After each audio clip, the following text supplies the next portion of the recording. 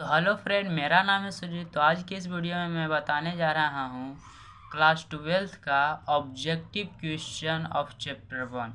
तो मानव भूगोल का मैं ऑब्जेक्टिव क्वेश्चन सॉल्व करने वाला हूँ ताकि आप सबको एग्जाम में कुछ प्रॉब्लम ना हो।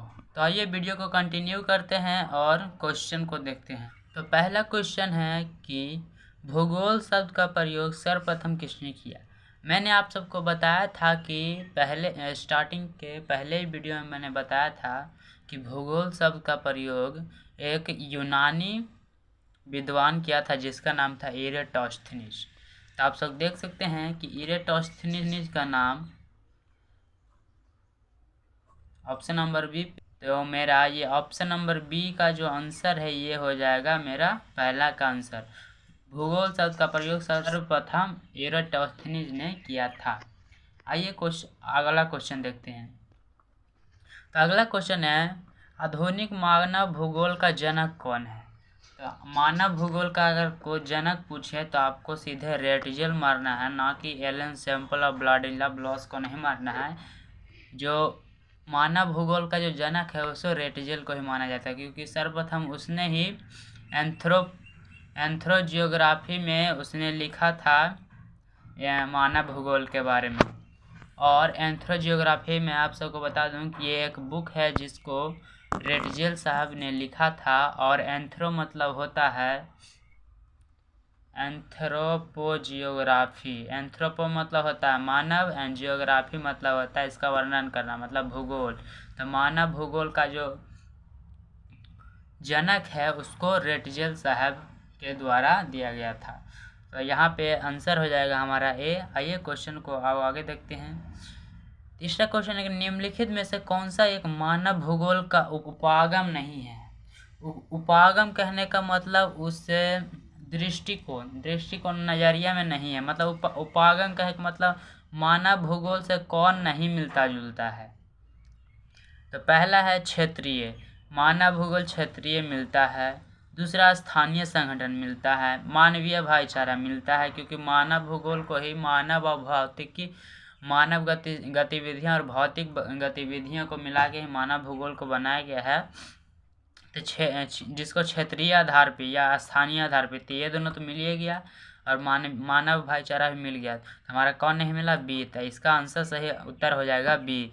क्वेश्चन नंबर 3 का उत्तर हो गया बी। आइए नंबर 4 है निम्नलिखित में से कौन एक लोग तथा पर्यावरण के बीच पारंपरिक क्रिया का सर्वाधिक कारक है। मतलब यहाँ पे जो लोग मतलब हो गया ह्यूमन, मतलब हम लोग, और प्लस पर्यावरण जैसे पेड़ पौधा,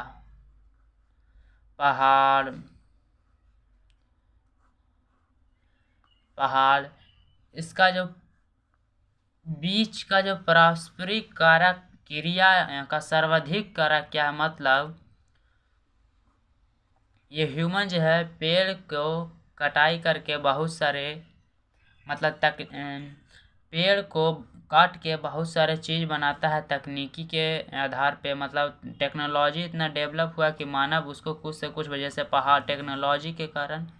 मानव टेक्नोलॉजी के कारण पहाड़ में रास्ता को बना देता है, पहाड़ के अंदर गुफा बना देता है, या फिर पेड़ को काट के हथौड़ा कुछ, मतलब ये जो हुआ ये किसके मदद से हुआ, मानव की या, लेकिन किसके मदद से। तो टेक्नोलॉजी, यहाँ पे जो टेक्नोलॉजी है मतलब प्रौद्योगिकी टेक्नोलॉजी के मदद से ही वो पहाड़ में सड़क बना पाया, पेड़ को काट के फर्नीचर बनाया, घर बनाया, ये सब। तो मानव जो है वो टेक्नोलॉजी के आधार पर ये सब सफल हुआ। तो टेक्नोलॉजी के कारण सारा काम हो रहा है। तो यहाँ पे आंसर हो जाएगा टेक्नोलॉजी यानी प्रौद्योगिकी, ऑप्शन बी। अब अगला क्वेश्चन है क्वेश्चन नंबर 5। एंथ्रोपोजियोग्राफी नामक पुस्तक की रचना किसने की। मैंने आप सबको पहले ही अभी क्वेश्चन के वीडियो को स्टार्टिंग में बोला था कि एंथ्रोपोलॉजी का जो जनक है उसको रेटजेल साहब ने लिखा था, क्योंकि एंथ्रो मतलब होता है ह्यूमन और पोजियोग्राफी मतलब भूगोल, मतलब मानव भूगोल का जनक किसे कहा जाता है, रेटजेल को कहा जाता है। तो देख सकते हैं यहाँ पे एंथ्रोपोग्राफी नामक पुस्तक जो है वो रेटजल साहब ने लिखा था। क्वेश्चन नंबर 6, नव निश्चयवाद के प्रवर्तक कौन थे, मतलब नव निश्चयवाद की संकल्पना किसने दिया था।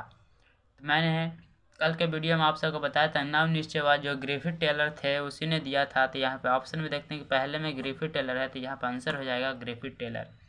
अगला क्वेश्चन है, मानव भूगोल क्रियाशील मानव और अस्थिर पृथ्वी के परिवर्तनशील संबंधों का अध्ययन है, यह किसने कहा था। मैंने जब चैप्टर को स्टार्टिंग किया था उसी समय मैंने मानव भूगोल के 3 परिभाषा को बताया था, जिसमें रेटजेल, एलन सैम्पल, ब्लाडिलाब्लॉस के द्वारा लिखा गया था, जिसमें ये एलन सैम्पल ने ही ये परिभाषा को कहा था और लिखा था। तो यहाँ पे एलन सैम्पल जो है वो ऑप्शन नंबर 3 पे है, तो ये आंसर हो जाएगा क्वेश्चन नंबर 7 का। क्वेश्चन नंबर 8 है, संभावनावाद शब्द का प्रयोग किसने किया था। संभावनावाद पर शब्द का प्रयोग लुसियन फेब्रे। संभावनावाद मतलब संभावना को जन्म देता है, जैसे इसमें मानवीयकरण में प्रकृति का मानवीयकरण जिसमें संभावना को जन्म दिया था, उसको संभावनावाद का सबसे पहले प्रयोग किया था लुसियन फेब्रे ने। आइए क्वेश्चन को आगे देखते हैं।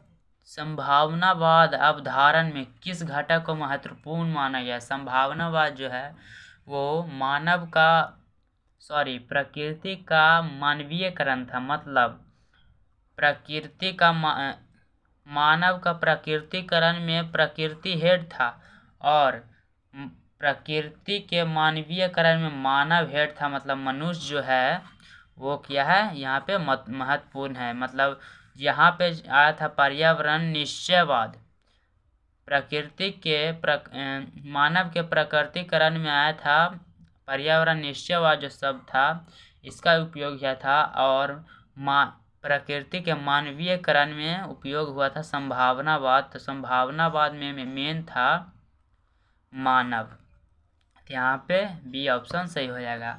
अगला क्वेश्चन देखते हैं। अगला क्वेश्चन है, रुको जाओ निश्चयवाद का जनक कौन है। मैंने आप सबको कल के वीडियो में नहीं बताया कि रुको जाओ निश्चयवाद का जनक कौन है। तो रुको जाओ निश्चयवाद का जनक है ग्रिफिथ टेलर। ग्रिफिथ टेलर महोदय,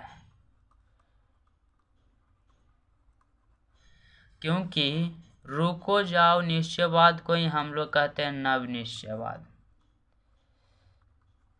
इसी के कारण इसका दूसरा नाम है रुको जाओ निश्चयवाद, इसी को कहते हैं नव निश्चयवाद। तो नव निश्चयवाद का जनक था ग्रिफिथ टेलर, तो इसका भी नाम चेंज कर दिया है, तो इसका जो जनक होगा ग्रिफिथ टेलर महोदय होगा।